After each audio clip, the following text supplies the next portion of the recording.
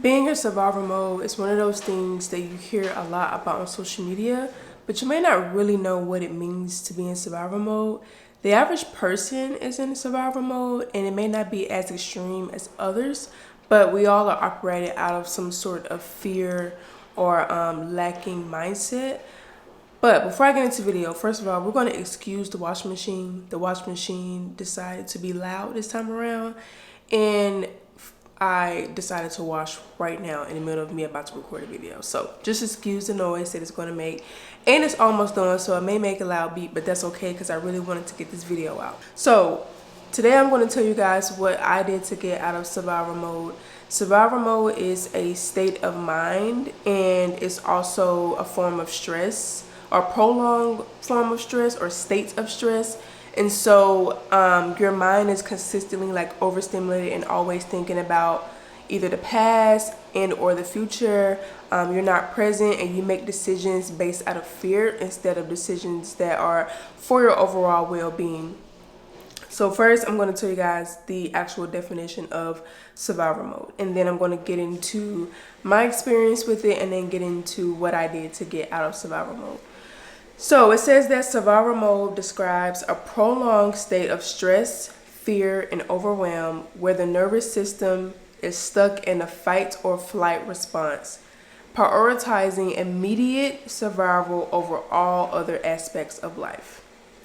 In this state, the body and brain are constantly on alert, leading to mental and physical exhaustion, difficulty relaxing, emotional numbing, and impaired decision making, as I mentioned, all while neglecting essential needs and daily routines. So, of course, I have notes. For me, the top 3 things that I did when I was in survival mode, which was really when I was in college, I isolated myself a lot. I overworked myself, and I was always irritated. So I believe the reason why I was in survival mode is because I was raised in an environment, especially when I was younger, where I wasn't 100% stable. Like, my household wasn't stable. The parent raising me wasn't 100% stable. I moved a lot. I saw a lot of lack. I saw a lot of negativity and going without certain things that kind of transitioned out as I got older. But as I got older, I also was someone who worked a lot. I was raised to be very independent from my dad. So once I went to college, that really manifested. I had 2 or 3 jobs throughout my whole college experience. I was always working. I was always only focused on school and work, or whatever else I was working on in my personal life. So going to the gym, the business ventures that I went on, I was always just in this constant, like, I gotta go hard state of mind. And you see a lot of people like that today with the whole hustle culture. But I think there's a little bit of a difference between hustle culture and then being in survival mode. And so once I realized that I was in survival mode, it really was like once I graduated college and once I moved out of town and moved with my husband. And I realized a lot of things about myself in regards to like my mindset and how I made decisions. And even now to this day, I'm still learning a lot about myself, which is a beautiful journey to be on. But yeah, so the main thing is that I was always isolating. Like, I remember my sophomore year of college, I didn't live with any of my friends. I lived with all strangers, of course, in a dorm, but it was an apartment style dorm, so I had my own room where I could close my door, and I shared a bathroom with one other person, and then I had a kitchen space. So it was literally a 4-bedroom apartment. And I remember like loving the idea of like not being around people that I knew, not having to deal with people that was close to me, not having to deal with their drama. And don't get me wrong, periods of isolation is great for you. I think that we all need it in different seasons in our lives, but I was overdoing it, and this was all because I was in survival mode. I felt like any other interaction outside of what I needed was going to be detrimental to me. I didn't give myself that leisure and that pleasure to spend time with friends, hanging out. I didn't really start hanging out like that until my senior year of senior year of college. And so that kind of had that definitely had a negative impact on me. And then once I graduated and I moved to Atlanta, I still was in survival mode. and mainly because of finances. And so I made decisions that weren't the best. And so, yeah, I did some things to get out of survival mode, and now I can say that I'm like 85-90% out of survival mode. And that is a huge thing for me, especially when I tell you guys how I got out and some behaviors that changed. But the only reason I don't say 100% is because sometimes I may have those little small moments where I'm having to think twice about certain things, such as like resting, buying myself things, self-care, things of that nature.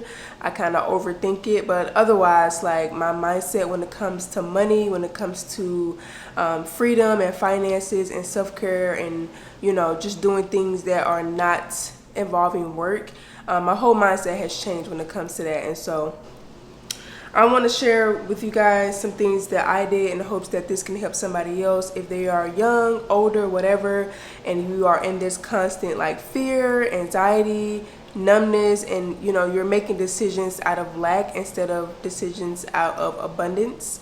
And also just being able to not do things for the love of money, and survival mode is tied to money to a degree, tied to finances, but basically, like, when you're in survival mode, you're always scared and you're always like worried about what could or couldn't happen. So yeah, we're gonna get into some of the things that I did to get out of survival mode. First thing, this was huge for me. One thing that I really want to touch on is like the power of your words. And so one thing that I stopped doing was complaining and speaking negatively over my life.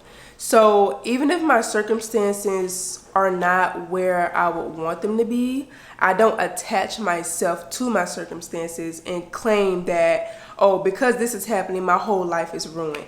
And now I'm making decisions based on the fact that my whole life is ruined. So I stopped complaining. If there was something in my life that wasn't going right, or even like now at this point in my life, if something's going on that, I don't have any control over, or maybe I do and I just need to take action, I don't complain about it. I just see it.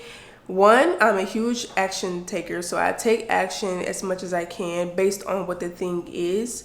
And then I just stop speaking negatively about it.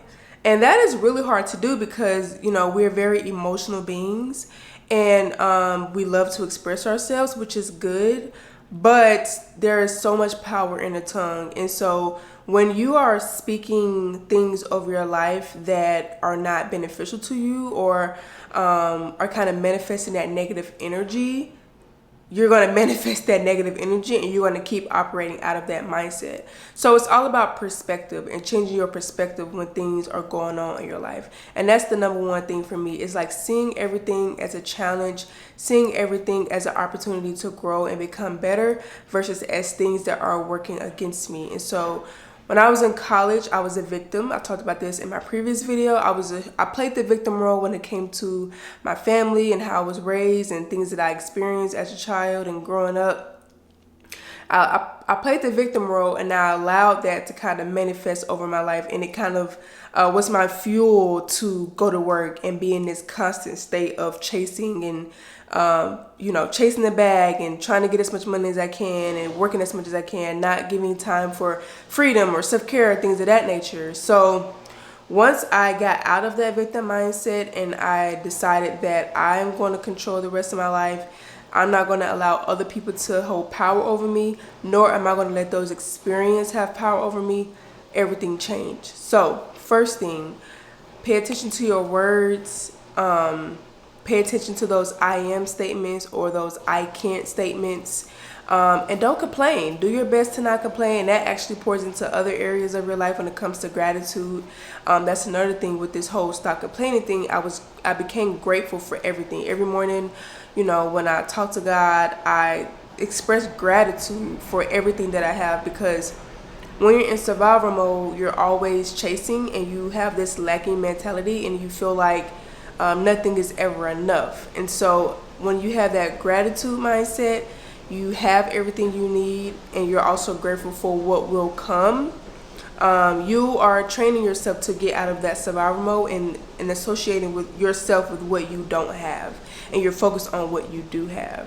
So, number one, I stopped complaining and I stopped speaking negatively over my life. Okay, this next one. Okay, if I had to rate all of these, I would probably say this is number one.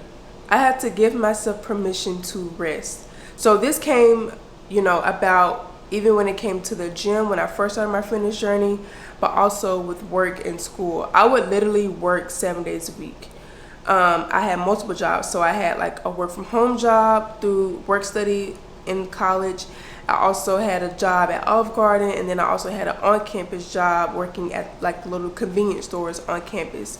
So I was always at one of those places, whether that was like Monday through Saturday, I was at one place, and then even if it was just 1 day a week, I was at another job. I was always working and always doing something, and I felt like rest meant that I was lazy, I was procrastinating, and I'm not being productive. Now, listen, I will take a nap when I need to. I will spend a couple hours sleeping in if I need to. I will go to bed early. I will spend an hour doing nothing. Like, rest is so important. Like, if you just talk about it from a fitness aspect and a health aspect, like, you need to rest your body, not just sleeping, but like resting, giving your body time to recover, giving your mind time to recover. This is how I look at it. Sleeping is for the body and the brain. Resting is for your mind. So when you rest and you are not, of course, doom scrolling or heavily watching TV, like, you're just giving your body time to just lay there and just like think, kind of like a meditation, but without the music and the talking in the background. Listen, it is the most therapeutic and one of the best things that you can do for your body. But when I was in survival mode, I never rested. It'll take my best friend to tell you, like, she used to tell me, like, girl, like, call out of work. It's okay to call out of work. Girl, stop picking up shifts. Girl, like, you don't need the extra hours. Calm down. You're going to be okay. Like, I was just a working machine. And even when you're in the grind mode and in, hustle culture, you still should give yourself time to rest, even if it's just 1 day. So I really started to prioritize rest, and now I'm really big into it. I love my Sundays to go to church, get food with husband, and then like we chilling for the rest of the day. When I get off work, instead of like overly working myself to where I'm getting off work and then coming home to doing something else, like, no, I'll give myself at least like an hour or two to just relax, eat, and just kind of chill. Then I'll give myself another hour or two to do some other work that I want to do. So resting, really learning how to prioritize rest was a huge thing for me when it came to getting out of survival mode, allowing my mind and my body time to recover, breathe, and be in a state of calmness, and not always being in this chaotic state of, working, overexerting myself, thinking about things, planning things, and actually like physical labor. So if you're in survival mode and you're somebody who don't rest, this is your sign to prioritize naps, going to bed early, sleeping in if you can, and having like an hour or 30 minutes to an hour a day where you're not doing anything. You're not scrolling on your phone. You're not, filling your mind up with all this chaos on your phone. You're not even watching a chaotic TV. You can find you a little TV show that may be more like calming and relaxing to you. You're not talking on the phone. You're not dealing with people. You're not dealing with outside noise. You're just resting, giving your mind time to breathe and relax. So first one, I said to stop complaining and speaking negatively over your life. Second thing that I did was prioritizing rest. Okay, next thing, and this is very, very important. As you all can tell, I've really always been big into working. I've been working since I was 16 years old, but it took me a while, and even to this day, I'm still working on it. But it took me a while to really understand finances and have financial literacy and learning how to set up systems and routines that work. One thing I'm the queen at is budgeting. I got paid today, and literally, like, when I already have my next like 3 paychecks planned out. Like, I'm somebody, like, I plan to the T. I like to know exactly what's coming in, exactly what's going out. I'll look at my calendar and say, okay, this is coming up within the next month. This birthday is coming up. I know I want to get her a gift. Let me go ahead and say, okay, this paycheck, I'm going to have $50 aside for her birthday gift, or we're going to dinner. Perfect. So I plan out like all of my paychecks, and obviously it's not 100% perfect because you never know what'll come up, but for the most part it's planned to the T. You know, bills are first, of course. I'm saving money, I'm investing money. I told y'all I was gonna do that. And so, yeah, like, so the thing that I want to say here is, like, when it came to finances, I set up routines and systems, and I became aware of my income, my expenses, and my debt. I do have a little bit of student loan debt from grad school, but my undergrad was 100% free, which is a blessing. But just being aware of your finances will help you to get out of survival mode. Because I know a lot of people who say like they don't look at their bank accounts, they don't really know how much their bills are, they just kind of wing it, they don't budget their money, they don't know how much they spend on this or that. No, that is not healthy, and also it's just going to keep you in this chronic state of making decisions out of stress, out of fear, out of lack, and out of ambiguity. But basically, you're making decisions out of not knowing. Like, you're just like kind of winging it and not having any sort of plan or structure or even any idea of what your finances look like. So you want to set up routines. I'm not a financial expert, but one of the top things I will say is budget, especially if you have consistent income and you know how much, pretty much like how much, you know how much you make every week or 2 weeks, daily, however often you get paid. But you know how much your bills are. So for me, like, I like to use spreadsheet. I just use Excel. I don't use like their little fancy sheets. I just like have a column of like, okay, these are my bills. This is how much they are. This is what date they come out. Here's the total. These are all my expenses. Okay. Like, and I just match everything up, and it just works out for me. I'm a visual learner, so I don't physically write my budget down, but it is in my notes app, and it's also, like I said, on the Excel sheet. So have systems for your finances. Don't just be out here winging it. Don't have any, don't be out here not having like a structure or a system as to how things are going to get paid. You need to be aware of what's in your bank account, and you need to be aware of all of your debt so that you can start creating a plan for paying that off. And also just being aware of what your financial goals are. And these all tie into survival mode because survival mode is built off of stress. Finances can be stressful, and when you're not aware of what's going on, you're going to be in this chronic mindset of lack. You don't think you have enough money, but you really got more than you think, or vice versa. You think you got more than you got, and you living above your means, and so then when it's time to pay your bills, you're having to rob Peter to pay Paul, and it's just a continuous cycle, and that's going to keep you in survival mode.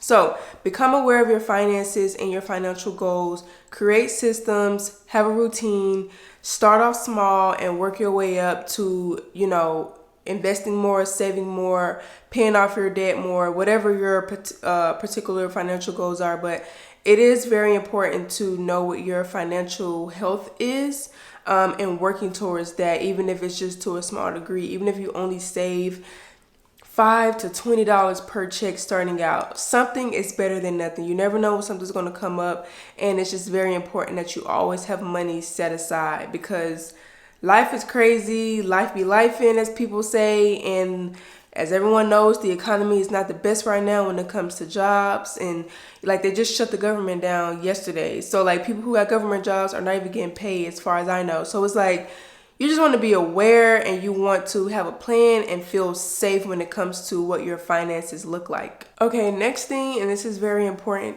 learn how to manage your stress. So whether that's journaling, going to therapy, talk to somebody that you trust, exercising, and even having hobbies. Like, find ways to deal with things when they come up. So like you may get into an argument at work or have a heated discussion with somebody, you know, in your family. Okay, when that's over, what do you do to kind of decompress and calm yourself down? You can go for a walk. Maybe you call somebody that you really, really trust who's not going to tell your business to everybody and just kind of let it out. Maybe you have a therapist. But dealing with stress is a huge part of survival mode. For me, exercise is a big one for me. I love going to the gym. I love going for walks. I do have people I can trust. I have my husband, I have my best friend. So I talk to them a lot about things that I may be experiencing. Obviously, I talk to God a lot. So going to church really helps me to just like kind of become more stress free, just with like hearing those foundational things and understanding what's worth worrying about and what's not worth worrying about. But learn how to deal with stress and find healthy ways to cope with stress, because stress will happen. It's just a natural part of life. No one is going to ever be 100% stress free. It's all about what you do when those situations happen. So stand away from things like stimulants, drugs, alcohol, shopping, consumerism, materialism, like all those things that the world kind of focuses on, and it helps you like deal with stress. Stay away from those things and find things that are more sustainable, things that actually are pouring into your overall well-being and health. So like I said, big one for me is exercise. I did journal a lot when I was in college, a lot. I have 2 full journals that I used in college. Also hobbies, so I do dance about once or twice a week as a hobby, as a way to, be free and stress-free. I don't have to think about my life when I'm in there. I'm just learning the dance moves and following along and having a good time.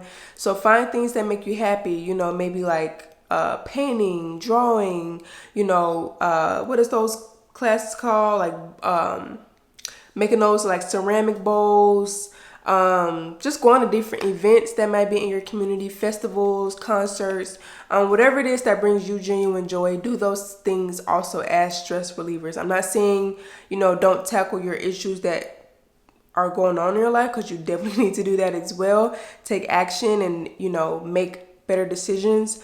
But also, like, when those little minor things that come up that may usually like trigger you or get you upset, find a healthy way to, deal with it. So even taking deep breaths, closing your eyes and just maybe taking a little nap, whatever it is, but find ways to deal with stress. And that is a great way to help you get out of survival mode, because a lot of times when you are in this mode of survivalistic mindset, you're very stressed out and you're never like releasing that. So your body is holding all that energy and you need to find a healthy way to let it out. So like I said, find you a healthy way to deal with stress. And then lastly, this is a huge one for me. I would say this is in my top 2, accepting help and support. So fortunately, I was blessed with an amazing husband. We've been together for 8 years.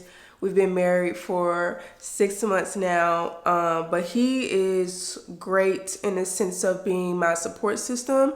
But I also have my parents who I can go to for support, and I'm not talking about financial support.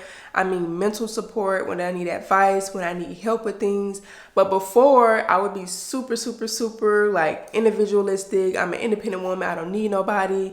And that was very toxic and not good for my overall well-being. And it kept me in that survival mode, because I'm thinking like, I gotta get it. I gotta work. I'm chasing this. Like, I'm the only one who can make it happen. And that's just not the case. I also wasn't depending on God. So like, I was living in this state of thinking that I'm all I got. Nobody else can do it. I'm the only one that can do it.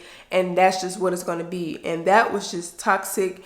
And it was also disrespectful to the people that weren't in my life, because during this time I was with my husband.